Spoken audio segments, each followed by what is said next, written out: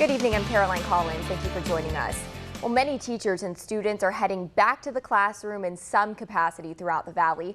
A Youngstown bar is being shut down by the city following complaints of constant illegal activity. An animal hoarding situation in Youngstown ends with about 100 cats being pulled from a home. And that's not the only issue. Officials estimate 1,000 rats are infesting that surrounding neighborhood. It's what everyone is talking about. Are people wearing masks in public like the governor mandated? Well, the order went into effect 24 hours ago in the state of Ohio. Well, the first all virtual political convention is in the history books. Former Ohio Senator Capri Cafaro says the Democratic National Convention did a good job showcasing America, with delegates reporting from their home states. Lindsay McCoy joins us with more on what the RNC could look like. Multiple investigations are underway into deadly shootings in several U.S. cities this Father's Day weekend. They've killed at least a dozen people and left many more hurt. Both of the suspects remain in custody. No bond was set for Gonzalez, and Baycorn has a bond set at $100,000. But how long does it take to get these test results back? And what should people be doing while they're waiting? We spoke with some experts who tell us you need to be cautious. Ohio reported 3 new coronavirus deaths today, which all happen to be from Columbiana County.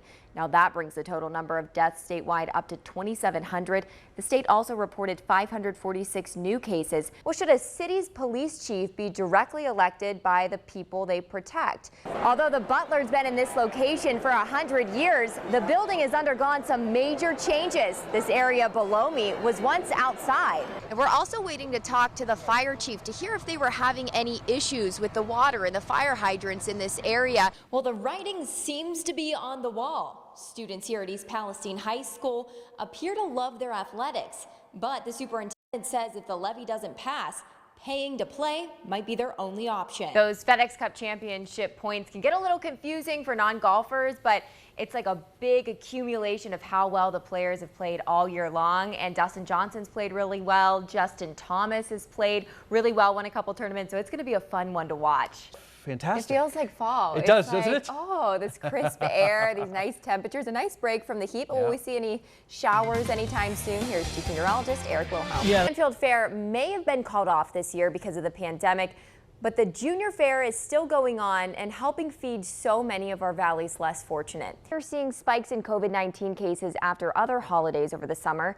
Health officials are worried the pandemic could get worse if people aren't careful. It is still the warmer months, and law enforcement agencies say that can lead to a spike in violent crimes. That's why YPD and some other agencies are working this weekend to crack down on getting weapons off the street. A lot of excitement today in the sports world. It was really fun to see people still getting in that derby spirit on social media. We still got a couple weeks of summer left ahead of us. We'll be issuing pumpkin spice advisories before we know it, I think. That should be on your forecast for sure. Doctors are now finding that the coronavirus can have serious impacts on the heart. In some cases, it can be fatal. The heart condition's a direct cause from COVID is something that I'm dealing with right now. Tonight, I spoke with Sharon Regional's team of cardiologists about what they found in my case and the warning signs we need to look out for. People along the Gulf Coast from Texas to Mississippi are preparing for not one, but 2 possible hurricane landfalls early next week. Derek, it's bright and sunny here on Valley View Drive in Brookfield, just off of Warren Sharon Road, but that wasn't the case around 4:30 this afternoon when some heavy winds ripped through this neighborhood, causing this giant tree to come crashing down. Just this weekend, we saw the Red Sox pitcher announced that he had myocarditis, which in the story I mentioned is kind of a more severe form of what I'm dealing with. The Big Ten canceled their season, other athletic conferences canceling theirs as well. So it's definitely a concern team doctors are aware of and something that we all need to be cognizant of as we move forward through this pandemic. And I did the wrong thing by not believing what he said. The father of the 14-year-old boy, Antonio Gonzalez, entered district court denying he had anything to do with killing his son and not taking his son's cries for help seriously. He's now charged with criminal homicide, and his friend, Paul Baycorn, who also appeared in court, is charged with endangering the welfare of a child and criminal conspiracy. This all began unfolding Thursday morning around 10:40 when Gonzalez called 911, saying his son was having difficulty breathing inside of their home, a trailer not far from Greenville. District Attorney Pete Acker says that's not the case. He had died 12 to 15 hours before authorities arrived. He was about 70 pounds. He was emaciated. He looked like a concentration camp victim. The DA says the teen's body was found laying on a black tarp near the main entrance into the trailer he says was in deplorable or concerning conditions. He injured himself constantly. An excuse authorities aren't buying. There was no evidence of that, and the injuries don't support that. It's also believed both Gonzalez and Baycorn used excessive punishment on the teen. They made the 14-year-old hold his hands above his head for 2 or 3 hours at a time. Both of the suspects remain in custody. No bond was set for Gonzalez, and Baycorn has a bond set at $100,000. Their preliminary hearing is scheduled for November 7th. In Mercer County with more local news, I'm Caroline Collins. While people are staying home, truck drivers are out in full force. But with much of the country shut down, life on the road isn't easy. Food is getting to be a hard thing to handle. We got to try and find places that are open. Lucky for Thrapp, who hauls oil and hasn't been home in 2 weeks, the Burger King in Hubbard by Truck World is allowing truck drivers to walk through their drive-thru. Thank you, dear. I've spent a whole lot more time in the truck because we can't go sit down and I can't get out of the truck, so we got to eat in the truck. Even for truck drivers who have the luxury of going home every night, spending a full day on the road has caused some uncertainty that's not easy to navigate, especially hauling big loads. It's hard to get these trucks into places sometimes, so yeah, we're fortunate enough that some places are opening for drivers. We really appreciate it because we got to eat too. While traffic at regular gas stations has slowed down, the pumps were busy at Truck World. Dozens of semi-trailers pulled in and out. Inside of Truck World around dinner time, the Globe restaurant is normally filled to capacity with hungry truck drivers and locals, but things look a lot different now.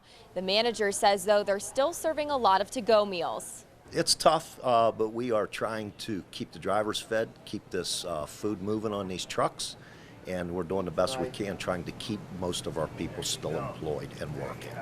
Wright says the Globe restaurant and Mavericks hot dog shop inside of the mall will remain open through this challenging time, a sacrifice they're willing to make to help the drivers.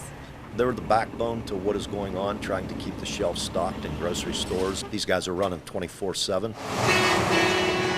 Just across the state line on Interstate 80, the Pennsylvania Welcome Center is shut down, a popular spot for drivers to rest and use the facilities. PA has closed all but 13 stops to truck parking. But on the bright side, There's less cars on the road. Makes it nice going through Chicago during happy hour, you know. This is America. This is not how we're supposed to be treated. frustrated and defiant moments after Mercer County's district attorney and Hermitage Police cited the prep fitness owner for violating the governor's orders. While the fines are only between $20 and $300, the district attorney says they'll be back and can issue citations every day the facility remains open. If they're not paid, jail time is a possibility. But it's a price Joseph is willing to pay, as he was already warned by state police this week. I was shut down by the government and by the state police, and I don't have any other means of income to pay my bills. So I was left with no choice. I face a citation or I lose my business, which I've worked my whole life for. Inside of the 24-hour gym, about 12 people working out, not concerned about the circumstances. I just feel that it's time to open up the gyms, let people get back to their normal lives. Joseph said if he didn't reopen, he was going to lose everything. Time went by, the help that we were promised was never given to us. We have no idea when we're going to be getting our disaster relief funding. I didn't get any type of unemployment. We asked a legal expert what rights Joseph has to remain open. No, he doesn't have any rights.